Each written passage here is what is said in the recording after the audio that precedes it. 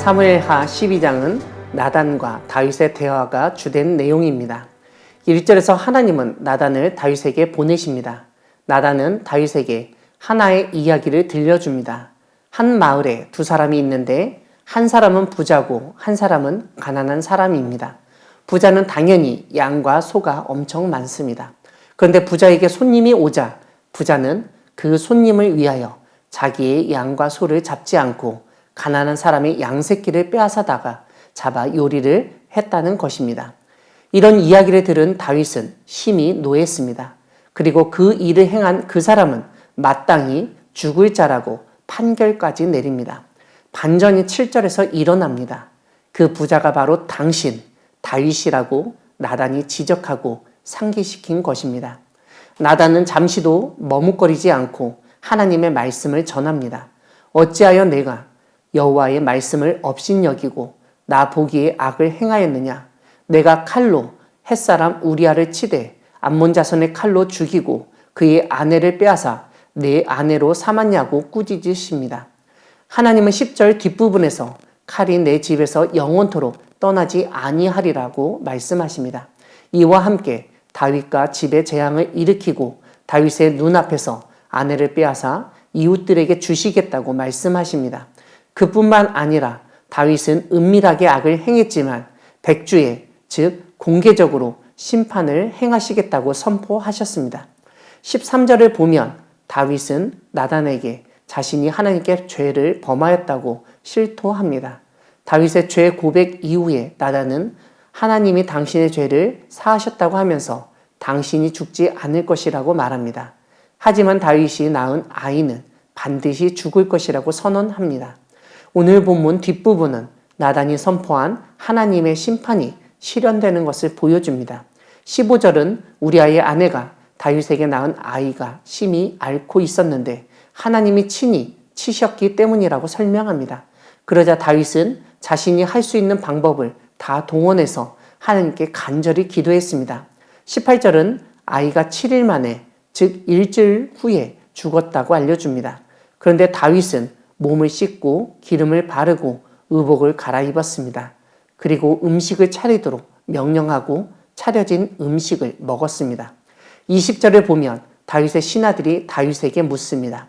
아이가 살아있을 때에는 그를 위하여 금식하고 우시더니 죽은 후에는 일어나서 음식을 드시는 까닭이 무엇이냐는 것입니다. 다윗은 금식과 철야를 해서 하나님의 마음을 돌이키려 했습니다.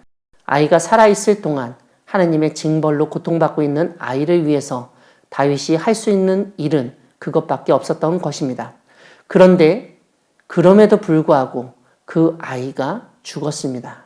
더 이상 다윗이 할 수 있는 것이 없었습니다. 다윗은 아이가 죽은 것을 그냥 받아들였습니다. 24절은 다윗의 마지막 행동을 알려줍니다. 다름 아니라 밧세바를 위로하고 그와 동침하였다는 것입니다. 다윗과 밧세바 사이에 새로운 아이가 태어났습니다. 그런데 하나님이 그 아이를 사랑하셨다고 설명합니다.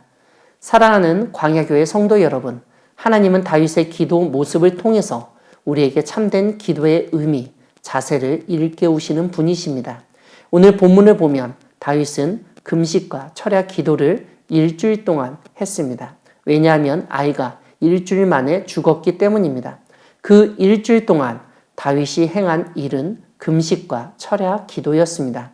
땅에 엎드리는 것, 눈물로 기도하는 것도 포함됩니다. 아마 주된 기도 내용은 아이를 살려달라는 것, 자신의 죄를 용서해달라는 것이었을 것입니다. 그 정도 금식 기도와 철야 기도, 정말 전심으로 힘을 다해서 기도하면 하나님이 들어주시고 응답해 주셔야 하는 것 아닌가 이렇게 생각할 수 있습니다.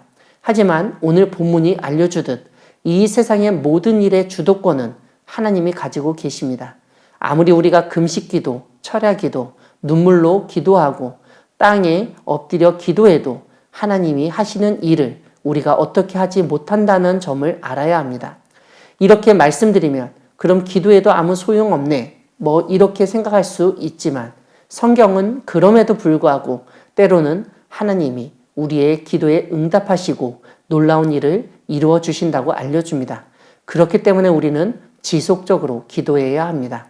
오늘 본문에서 다윗이 그렇게 금식기도 하고 철야기도 하고 땅에 엎드려 눈물로 기도했는데 하나님이 응답하시지 않으시고 정말 무자비하게 아이를 죽게 하셨다. 이렇게 볼 수 있습니다. 하지만 우리가 주목해야 할 점이 있습니다. 다윗의 그러한 기도가 있었기 때문에 다윗과 밧세바가 온전한 관계를 이루고 그 사이에서 솔로몬이 태어나고 그 솔로몬을 하나님이 사랑하셔서 직접 이름을 지어주셨다는 점입니다. 다윗의 기도가 없었다면 그런 일은 발생하지 않았을 것입니다. 이런 점에서 우리의 기도는 우리의 죄악된 모습을 완전히 고치지는 못하지만 하나님의 선하신 뜻을 받아들이고 새로운 삶을 살게 한다는 것, 하나님의 뜻에 순종하며 나아가게 한다는 점을 깨닫게 됩니다. 다윗의 기도 모습을 본받아 우리가 할 수 있는 일이 없을 때 기도로 하나님께 나아가고 하나님이 하시는 일을 믿음으로 받아들이고 생활하는 우리 모두가 되기를 소망합니다. 아멘.